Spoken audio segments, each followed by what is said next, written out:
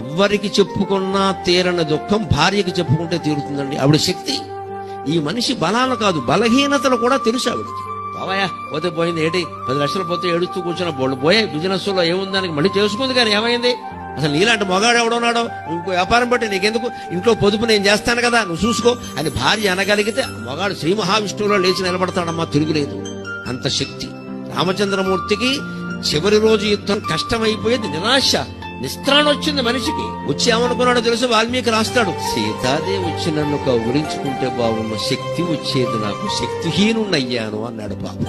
అప్పుడు ఆయన ప్రార్థనకి అగస్త్య మహర్షి దిగొచ్చి ఆదిత్య హృదయ స్తోత్రాన్ని సూర్య భగవాను ఆరాధించవయ్యా, సీతాదేవి ఇవ్వగలిగిన శక్తినంతా సూర్యశక్తి రూపంలో నీకు ఇస్తాడాయన అన్నాడు. రామచంద్రమూర్తి ఆ సూర్యశక్తితో రావణాసురుడు జయించాడు. భార్య అంత శక్తినిస్తుంది భర్తకి, భర్త అంత శక్తినిస్తాడు భార్య.